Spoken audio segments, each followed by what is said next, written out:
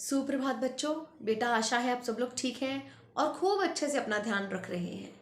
बेटा आपको पता है आपके फाइनल एग्ज़ाम्स आने वाले हैं और इसके लिए आपके रिवीजन टेस्ट भी शुरू हो गए हैं।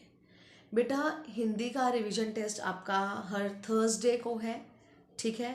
इसके लिए हमने व्याकरण के विषयों को दोहरा लिया है जो आपके रिवीजन टेस्ट 1 में है और आज हम पाठ्य पुस्तक की दोहराई के साथ शुरू करेंगे, जिसमें आज हम सुदामा चरित पाठ जो है उसकी दोहराई करेंगे।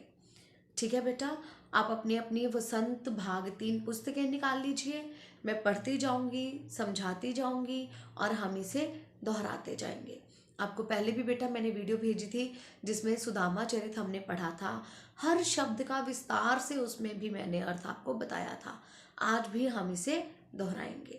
तो आप मेरे साथ अपनी किताबें निकाल लीजिए, पढ़ना शुरू करते हैं और समझते और दोहराते हैं।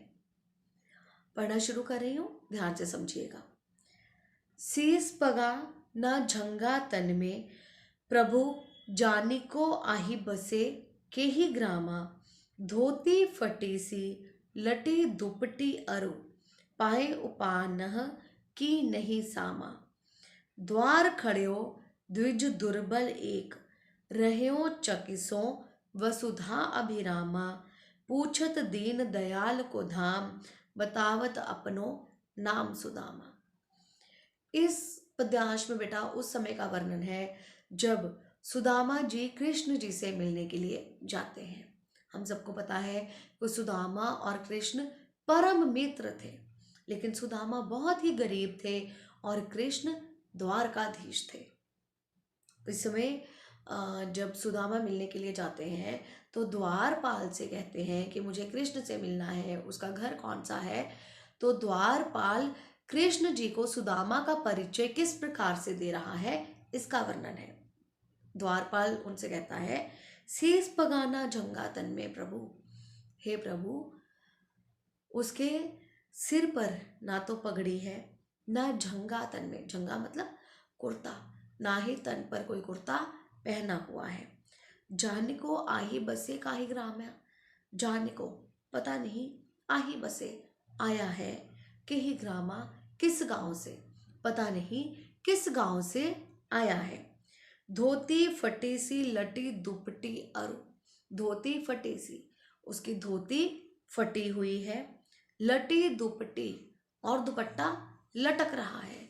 सुदामा बेहाल थे, इतना चलकर आए थे, हाल से बेहाल हुए हुए थे।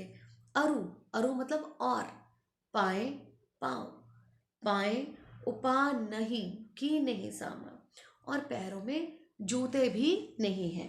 उपा नह मतलब जूते, और पाँव में जूते भी नहीं पहने हैं। द्वार खड़े हो, द्वार, द्वार पर खड़े हो खड़ा है। द्विज, द्विज मतलब ब्राह्मण, द्विज ब्राह्मण, द्वार पर खड़ा है। द्विज दुर्बल एक, दुर्बल मतलब कमजोर, एक कमजोर सा ब्राह्मण द्वार पर खड़ा है। रह्यो चकिसों वसुधा अभिरामा, अभिरामा मतलब सुंदर, अभिरामा सुंदर, रह्यो चकिसों वसुधा अभिरामा, और महल को, महल की सुंदरता को हैरान होकर देख रहा है। पूछत दीन दयाल को धाम, बतावत अपना नाम सुदामा, और दीन दयाल का घर पूछ रहा है और अपना नाम सुदामा बता रहा है। ऐसे बेहाल बिवाइन सोपग, कंटक जाल लगे पुन जोए। हाय महा दुख पायो सखा, तुम आए इते न किते दिन खोए।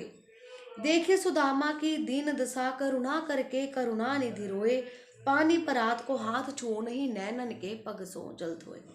अभी इस पैराग्राफ में बेटा उस समय का वर्णन है जब कृष्ण जी सुदामा से मिलते हैं, दौड़े दौड़े जाते हैं, उनसे मिलते हैं, उन्हें अपने महल में लेकर आते हैं। और जब सुदामा का ऐसा हाल देखते हैं तो उनसे वार्तालाप करते हैं कि तुम कैसे बेहाल हो गए हो। बेवाइन सो पग, ऐसे बेहाल बेवाइन सो पग, कंटक जाल लगे पुन जोए। बेवाइन का मतलब होता है एड़ियां। उनसे कहते हैं कि तुम्हारी एड़ियों में कांटे चुभ गए हैं। जैसे कांटों का जाल ही बन गया हो। हाय महादुख पायो सखा तुम, अरे सखा तुमने इतना दुख पाया। आए इतना कितने दिन खोए, इतने दिन हो गए तुम यहाँ मेरे पास क्यों नहीं आए, इतने बेहाल क्यों हो गए। देख सुदामा की दीन दशा, दशा मतलब दशा, सुदामा की इतनी दीन दशा देखकर करुणा करके करुणा निधि रोए। करुणा निधि भगवान स्वयं सुदामा की ऐसी दशा देखकर रो पड़े। पानी परात को हाथ छू नहीं, नैनन के पग सो जल धोए। उन्हें पानी की भी जरूरत नहीं पड़ी। सुदामा के पांव धोने के लिए उन्हें पानी में लाए गए परात की भी परात में लाए गए पानी की भी जरूरत नहीं पड़ी। उन्होंने अपने अश्रुओं से ही, अपने आंसुओं से ही सुदामा के पांव धो डाले। इतना रोए कृष्ण अपने मित्र को बेहाल देखकर कि उन्हें पानी की भी आवश्यकता नहीं पड़ी। उन्होंने अपने आंसुओं से ही अपने मित्र सुदामा के पांव धो डाले। उसके बाद जब उनसे बैठते हैं, बातें करते हैं, तो उनसे शिकायत करते हैं। कृष्ण सुदामा से शिकायत कर रहे हैं कि भाभी ने मेरे लिए उपहार भेजा है ना। ऐसा होता है ना कि जब हम किसी के घर जाते हैं तो खाली हाथ नहीं जाते, कुछ ना कुछ उपहार लेकर जाते हैं। सुदामा तो बहुत गरीब थे, उनके घर में खाने के लिए भी कुछ नहीं था। लेकिन जो उनकी पत्नी थी सुशीला, उसने पड़ोसियों के घर से एक मुट्ठी चावल लेकर सुदामा को दे दिए कि आप खाली हाथ मत जाइए, आप ये चावलों की एक छोटी सी पोटली ले जाइए। लेकिन अब सुदामा पोटली ले तो आए, अब कृष्ण का इतना बड़ा महल देखकर, इतना सुंदर नगर देखकर उनकी हिम्मत नहीं हो रही है कि वो चावलों की पोटली कृष्ण को थमाए कि मैं तुम्हारे लिए ये उपहार लेकर आया हूँ। लेकिन कृष्ण तो भगवान है ना, वो सब जानते हैं, उन्हें सब पता है। और कृष्ण सुदामा को शिकायत कर रहे हैं, कछु भाभी हमको दियो सो तुम काहे न देत। भाभी ने हमारे लिए कुछ दिया है और तुम हमें वो दे क्यों नहीं रहे हो। चाप पोटरी कांख में रहे कहो कि ही हेत, चाप मतलब छुपाना। और उनसे कहते हैं तुम इस पोटली को अपनी कांख में, कांख मतलब बगल में, अपनी बगल में क्यों छुपा रहे हो। आगे चना गुरु मात दिए थे। अब उनसे बचपन की बात को लेकर शिकायत कर रहे हैं। पहले गुरु माता ने चने दिए थे, लिए तुम चाब हमें नहीं देने, तुमने वो भी चबा लिए थे और हमें उसमें से कुछ भी नहीं दिया था। श्याम कहो मुस्काए सुदामा सो। अब श्याम मुस्कुराकर सुदामा से बोले, चोरी की बान में हो जो प्रवीण है। प्रवीण है मतलब कुशल, निपुण। तुम तो शुरू से ही चोरी करने में कुशल हो और अब भी तुम चोरी ही कर रहे हो। मुझे चने जैसे तुमने नहीं दिए थे वैसे ही अब पोटली भी छुपा रहे हो। पोटरी कांख में चाप रहे तुम, खोलत नहीं सुधा रस पीने। अमृत रस से भीगी हुई ये पोटली मुझे क्यों नहीं दे रहे।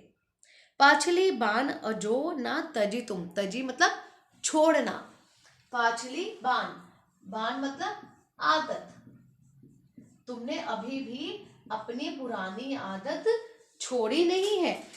तैसे भाभी के तंदुल की ने, तंदुल मतलब चावल, वैसे ही भाभी के चावलों के साथ कर रहे हो जो उन्होंने मेरे लिए भेजे हैं।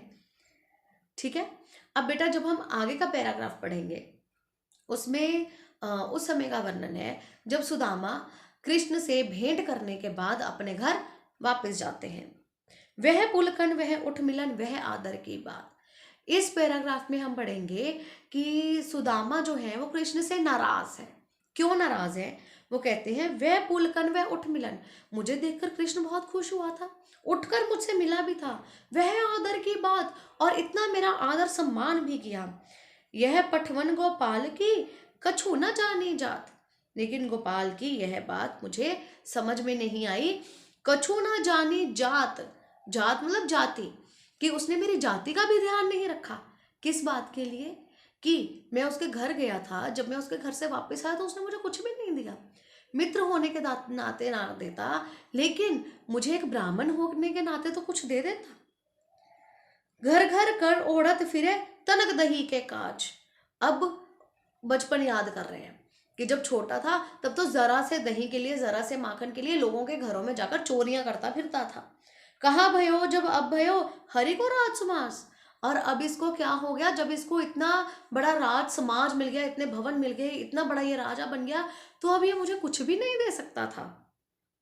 हो कब इत आवत हो तो वाही पठ्यो ठेली, वाही मतलब उसी ने, वो कहते मैं तो यहाँ आना भी नहीं चाहता था, लेकिन उसी ने पठ्यो ठेली, पठ्यो भेजा था, ठेली जबरदस्ती, पठ्यो ठेली मुझे जबरदस्ती भेजा था यहाँ पर। कहियो धन सो जाके अब धन धरो सकेली, और अब मैं उसके जाकर कहूंगा कि कृष्ण ने बहुत सारा धन दे दिया है, अब इसे संभाल लो। मतलब कि जाकर उसे ताना मारूंगा कि तुम ही ने मुझे जबरदस्ती भेजा था ना कि जाओ जाओ अपने मित्र से मिलो, तुम्हारे परम मित्र हैं, तुम्हारी मदद करेंगे, है ना। अब उसने मुझे कुछ भी नहीं दिया, अब जाकर अपनी पत्नी से कहूंगा कि ये लो धन संभालो, बहुत दे दिया उसने। यानी कि अपने मन में सोचते जा रहे हैं कि मैं जाकर उसे डांटूंगा और उसे ताने दूंगा। अब आगे पढ़ते हैं। वैसे ही राज समाज बने गजबाजी घने मन संभ्रम छायो। अब जब सुदामा अपने गांव वापस आते हैं तो बिल्कुल वैसा ही महल बना हुआ है, वैसे हाथी घोड़े खड़े हैं और उन्हें अपना घर मिल ही नहीं रहा। उनके मन में संभ्रम छायो मतलब भ्रम छा गया, उन्हें संदेह होने लगा। वैसे ही कंचन के सब धाम हैं, कंचन मतलब सोना, वैसे ही सोने के महल बने हुए हैं। द्वारिका के महलों फिर आयो, उन्हें ऐसे लग रहा है जैसे वो घूम फिर कर दोबारा से द्वारका में आ गए हैं।